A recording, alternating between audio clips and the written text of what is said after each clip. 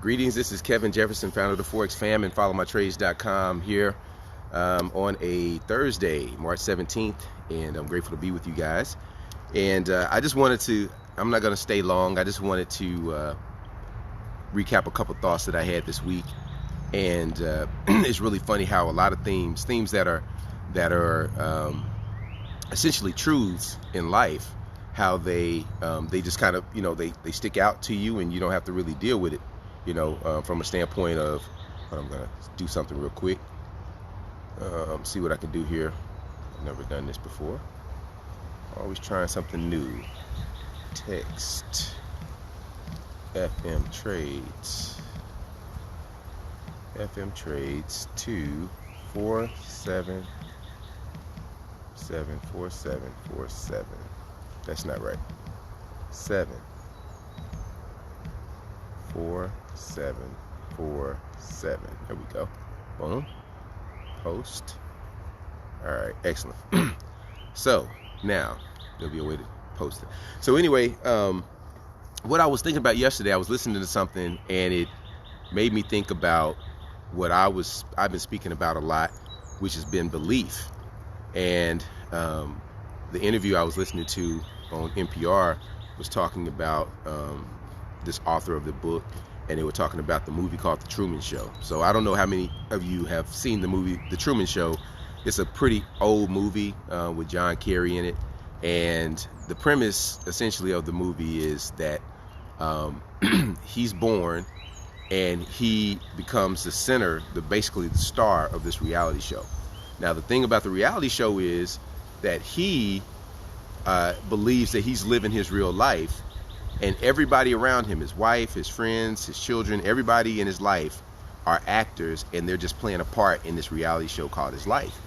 And so he literally grows up and has a whole life, and they actually, if I remember it correctly, they gave him an immense fear of water, right? So they were really smart. So they actually created traumatic experiences in his life, like on a sound stage, to where when he went on a boat, he had almost died.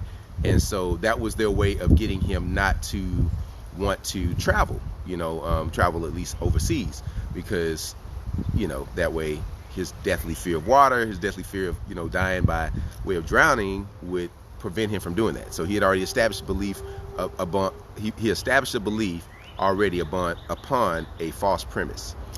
And so at a certain point, he's not an unintelligent guy. So at some point he starts to take notice of things happening around him. And so he takes note, something happens like that's out of character for somebody, or somebody's not in position, or something, something weird happens, and he's kind of catching up with the game. But at a certain point, he actually, instead of questioning what's really going on, he finds a way to justify, to kind of basically what I call self-deceive. He creates a story for the the so-called anomalies that he's experiencing in his daily life. So when things start looking out of place, when he starts to notice things that don't seem right, he actually creates an excuse or a story in his head to basically let that experience align with what he believes. And so I've been talking about belief a lot over the last several weeks, because I believe that what you believe will directly impact the results that you get out of your life in a lot of ways. So what do I mean by that? Your religious beliefs obviously dictate, to a point, what you do and what you don't do, on a daily basis, or how you approach life, or whatever, or even maybe your diet. And so as a professional, whatever your core values are, whatever you believe, you generally going to go and operate in the field in which you believe in what you guys are doing. So most people do not go and work at a company or work in an industry that they believe is bad for people or detrimental, or ultimately the negative outweighs the positive, unless you just intrinsically have a belief system that people are inherently bad in it, or it doesn't matter.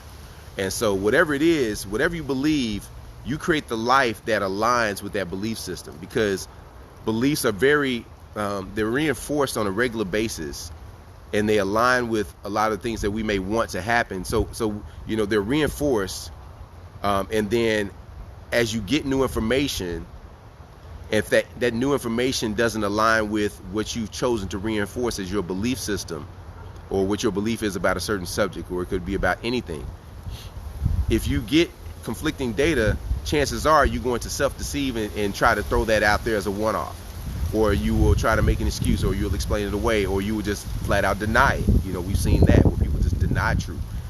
And so all of that's an effort to protect your beliefs from being violated by truth. And so as a trader, a lot of times you have to be very mindful of the beliefs that you form about trades that you're taking. I had a student text me yesterday about the win rates of the trades I've been sending probably since he joined, which maybe is the last couple of weeks. And I don't keep it in a like a very formal sense. I'm very mentally on track of the balances as they change, and so I kind of have a mental record. I have some written records, but I don't have it like to the way that he wanted it. But it got me to thinking, because he, you know, he's relatively new to trading, and he's seen some success, by following my trades, my trades that I send to him. But then this last week, it's been a little volatile. I've gotten out of some trades early. The market was still making moves, and then the Fed made an announcement yesterday that, you know, sent some positive trades into the negative for us. And one of them got knocked out, and one of them didn't. One of them still in the profit. But depending on how you're approaching your trading from the other side, you could believe that either the signals aren't working for you, or maybe they're not working for you, but they're not working, or like something's wrong with you, or something's inherently, you know, whatever it is, you will create, you know, you're trying to create a narrative. And so it just got me to thinking about traders and how you have to just really be emotionally disengaged to a point from what you see on a trading chart, because there'll be times, and that's why I get out of trades a lot. And so I'm okay with taking a lot of, you know, small losses. I've taken some big ones. I'm actually going to put a video out. I took one of my accounts, I think I lost 40,000 in February, into negative 40,000. So we're going to see how long it takes for us to get that back. I have a number in my head of how long it's going to take, but we'll just start tracking that, and I'll probably post that on the YouTube channel. So if you're not on the YouTube channel, go to the YouTube channel, Forex Fam, and check out that video when I put it out here in the next day.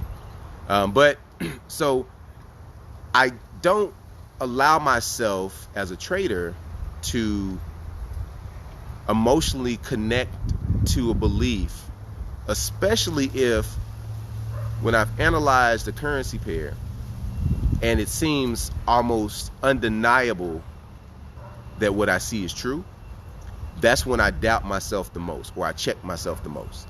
Because normally if I see something that aligns so strongly with what I believe I see or want to see on some level, I will do everything to try to make that a reality if I'm not careful.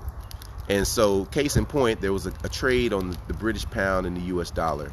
I sent out a free trade of the week, a buy trade on it earlier this week.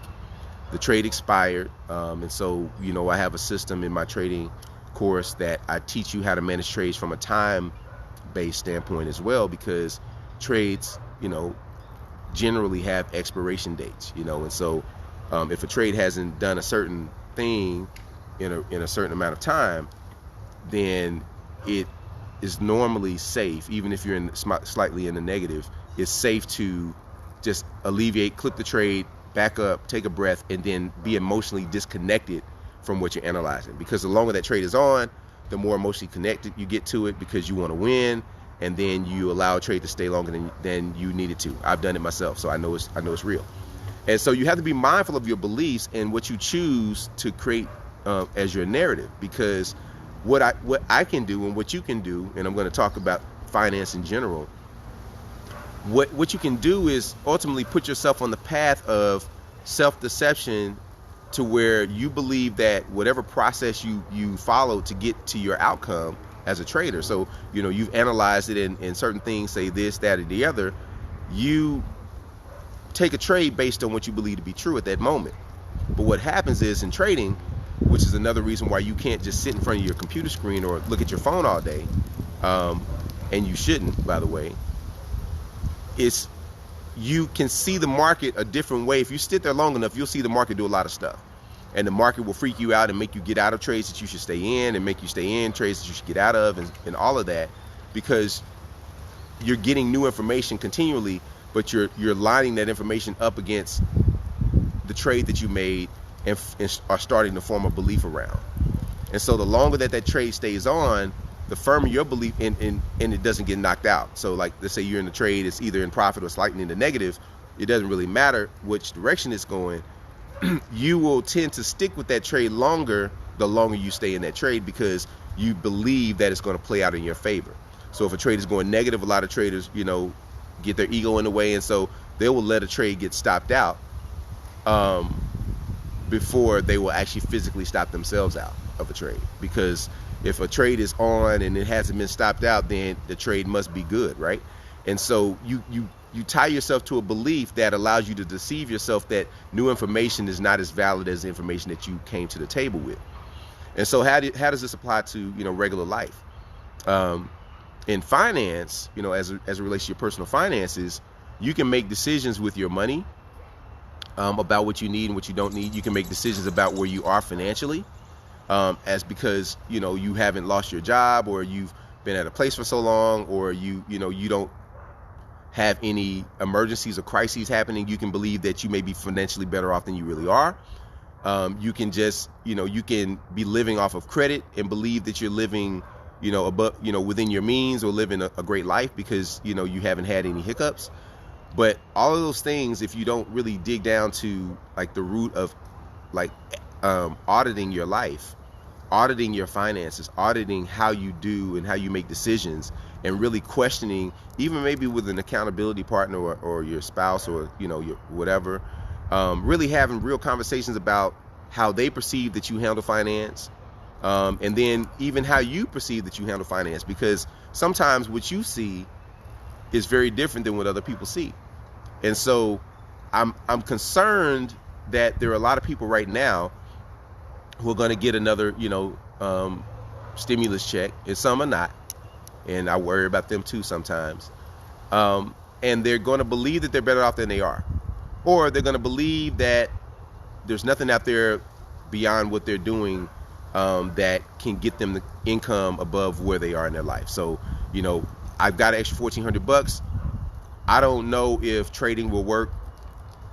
I don't know if buying, getting my life insurance, life and health license, and going to selling, insurance will work. Or I don't know if, getting whatever it is, I don't know if it's going to work. So I would just rather excuse myself from being responsible financially with this extra money, and I'll just go buy something. Now, there are some people who are legitimately in dire circumstances, and I get that, and that's a completely different story.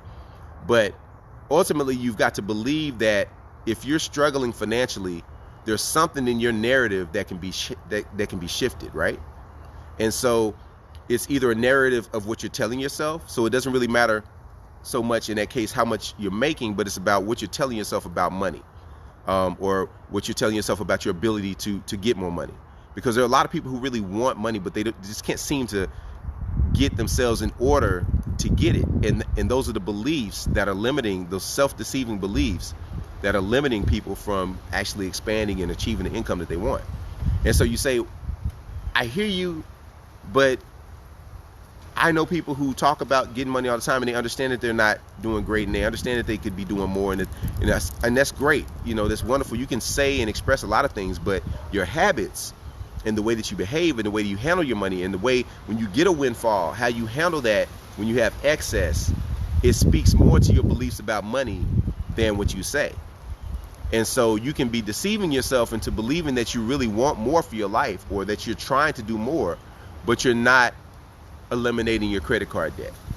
You're not investing in your own education so that you can put yourself in position to be better off this time next year financially, or shifting your W-2 income to the point to where you're getting more money up front, but instead of spending that money, you're actually putting it towards a business to where you get deductions and you create more income, and so that you're not in the same situation waiting on a stimulus check the next time they come around. Then you are self-deceiving. And so you either truly don't want more for yourself, which is fine, but make sure that what you're saying is in alignment with what you're doing. So if you don't want more for yourself, say, hey, I don't want more for myself. And so when people ask you or talk to you or try to, get into all the witty inventions that you can, that can make you, financially better off so that you can really live in the fullness of your life, of who you are, and not have to worry about money, remind yourself that you just don't want more. Now, that's probably the minority. The majority of people are the ones who say that they want more, but they don't carve out the time to do it, or they've got a limiting belief that that deceives them into feeling like they can't run a business, or that they can't do, be a networker, or that, if they have a business and all they have to do is refer people to the same business that makes sense to them, made sense enough for them to connect with and join or buy into or franchise or whatever, but they don't believe in it enough to go and tell others about it. So imagine this. So it's very easy when you talk about, because I know a lot of people are in network marketing. I actually have a networking relationship with a company, MWR Financial, and I love them because they actually help you get more money in your paycheck, help you eliminate your debt in a fraction of the time it normally would, help you get your credit straight, and then help give you a millionaire date and tell you when you're going to be a millionaire. So yeah, I rock with them, and it's a networking structure, right? But so you have a person who you say that to in the networking space and say, well, I'm not good with people, I'm shy, or this or that. But it's not that you may be shy or not shy, it's just that you don't believe that there's value in what you're doing, enough value to tell people about it. And so, or you have some belief about yourself that your self-worth is tied up in people saying yes or no to you. But imagine you going and purchasing a McDonald's, putting up all this money to become a franchisee of a McDonald's, and you believing that their food kills people, or that you believe that they don't have a good product, or you don't believe that you can get people in the door of the business. Why would you take all of the energy and the action and the words to say that you want more, or that you want to be a business owner, but you don't believe in the products, or you don't believe enough to actually go out and work the business that you buy into? And so the same is with, if you're doing networking, if you get into a company and they have a great product and you're going to tell people about it anyway, why not make that a business center for your life? Make that a business center and an income source and a tax deduction. I talked about You Incorporated, for the last several days, because You Incorporated is the most important company you'll ever control. And so if you're not handling your life in some form of fashion as a business, and the purpose of a business is to create value for its shareholders, and you're the biggest shareholder of your life, then you should just hang it up right now. Because if you don't operate your life financially more like a business than like a consumer, you will never ever get ahead. And so I've been talking about that and bringing it back to the business aspect. How are you going to monetize your life if you're not willing to refer people to something that could actually benefit them? And how are you going to monetize your life if you're not willing to invest in yourself to go in and secure a course that's a fraction of a college class, but you can actually secure the income faster, and you can actually get a higher return or a quicker return on your investment than going to a 4-year school or a 2-year school, unless you're going to a trade school. And then even then, a lot of times you have to apprentice, and you're not going to make the money you want to make right away. But you can spend that time learning a skill and then create that income and create multiples of that investment that you made. And so if you are not going to do anything different or anything that feels less comfortable, then I really want to know, how are you going to get ahead financially? How are you going to change your life for the better? If you're not going to change your spending habits, and I'm not one that says, and I'm a 20-year financial professional. I've been in, I was a stockbroker, financial advisor. I've been a Forex trader for 13 plus years. Only thing I've done so consistently, full time. But I know what I've seen. And a lot of people say that they want more, but they're unwilling to cut back. And I'm not the one that always was the budget guy that says, well, you can't live like this, because I believe you should enjoy life along the way. It helps you actually accomplish your goals when you reward yourself along the way, in my opinion. But people get into long-term dire financial circumstances that they've created over a period of years, and they're not willing to make a shift to adjust their spending or adjust their mindset to where they monetize their life, or adjust anything about their lives, but they want results, or they're not willing to invest in programs or memberships or anything that will actually help them fast track their journey, although they say that I want something different, I want something better, I want something more, but you're not willing to do anything different. Or you want the success, but you say, well, I know how to eliminate my debt, I know how to get out of debt on my own, I know I can, pay more here, I've got an extra $100 here to do that, and that's fine. There are calculators out there that you can do it, but my question is, if you could do it and you know that it's good for you, why have you not done it? And so sometimes having a connection with an entity or a company or people that can assist you by doing a lot of the heavy work, the heavy lifting, by doing the calculations, giving you a spreadsheet in every month that tells you exactly what to pay and when to pay it, knowing that it's not just about you having extra money to throw in your debt, debt snowballing, but you actually, if you time your debt properly, that you can actually pay it off with the same amount of money that you're using now. But that stuff. You know how to adjust your W-4 to where you're not getting back $5,000 a year in refunds. You know how to do that. If you knew how to do that, why not do it? Instead of waiting on the government to give you back your money, and then you have to justify it at the end of every year, so call it an audit if they don't believe you, then why not adjust it, take the money along the way and invest it in yourself, invest it in something that can produce income, buy something, a skill set that can create the money to buy the assets that produce income for you, and that's how you get to a passive investment lifestyle. But how are you going to do that if you're swamped in debt? How are you going to do that if you're not willing to take a risk? How are you willing to do that? How are you going to do that if you're not willing to make an adjustment to your income and your expenses? How are you willing, to do that if you're not going to monetize You Incorporated, your life? You have to treat your life like a corporation and maximize shareholder value. You're the biggest shareholder. So how are you maximizing your life's financial value of your journey? And so if you want more, I know people, the style of what it is, they want it to feel a certain way. People don't want to trade the stock market. People don't want to trade Forex. People don't want to do networking. And I know there's been some negative experiences on every level of all things. That's life, right? I've invested in businesses and lost hundreds of thousands of dollars, and I'm not proud of that. I don't love that, but that's part of it, But I'd rather have taken the risk and the opportunity and earned a lesson to build upon, to do something better the next time, than to stick my head in the sand and hope that things, stay the same or get better, and they normally get worse. And so you have to really, don't, look at your life and make sure that you're not self-deceiving and creating excuses and mantras for yourself and beliefs for yourself that are actually repelling money, repelling wealth, repelling the massive, influx of cash flow that you say that you want, because your habits and your inner self are actually operating on a different frequency than your mouth. And so a lot of people want a thing to feel a certain kind of way. People want, they want it to look a certain way. And I'm all for that, but I'm also of the mindset, and I always use the phrase that whatever you love most wins, right? And so if you love looking a certain way over winning, then you're not going to do what's necessary to win. You're going to do what's necessary to look like you're winning. You're going to do what's necessary to look a certain kind of way. You're going to, if what you love is sports over money or additional income, you're going to avoid the things that keep you from enjoying your sports.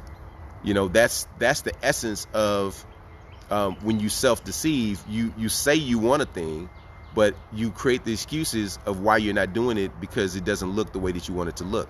Well, if you were so great at, and I'm not yelling and fussing at you guys, I'm just kind of talking to myself. If you were so great at recognizing opportunities, then an opportunity would not look foreign to you that was beneficial. But if you're not used to winning or recognizing good opportunities, a good opportunity might look a little foreign to you. It might look weird. It might feel weird. It might look different. Change looks different. Change feels weird. Growth feels different. Growth feels weird sometimes. But you have to conduct an audit of yourself Remember, you incorporated. So you need to audit your thinking.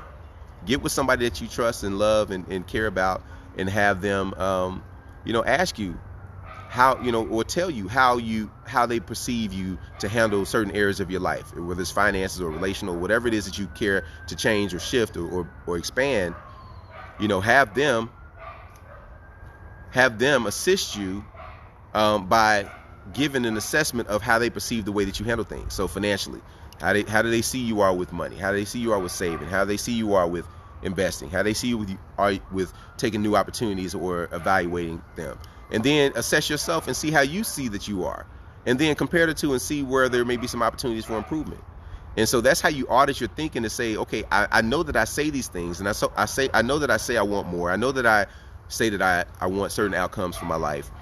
But if I really laid it all out, and I look at my daily activities, and I look at how I invest my time every day, and how much time I spent on non-productive activities, is my daily activity aligning with what I say I want for my life? And that's a fast way to get yourself to see if you're self-deceiving as it relates to doing better in your life. And I was talking about finances, so I'll say doing better financially. So nevertheless, I want to talk to you guys. I want to talk to you. So if you're on IG, so click on the link in my bio, scroll down to the link tree. I think it's like the 6th or 7th button, and it says book a phone visit. Click that button, you'll get on my calendar, you pick the time that works best for you. We'll have a 15-20 minute conversation, we'll get to know each other briefly, and you can share with me what your greatest financial challenge or opportunity is, and we'll have a conversation about how we can maybe go about getting it done with you. It may be something that involves me, my company, or my relationships, or it may involve just someone that I know, and I will promise to point you in the right direction, whatever it is. But let's have that conversation, because this is a time that we have to be mindful of how we're spending our time.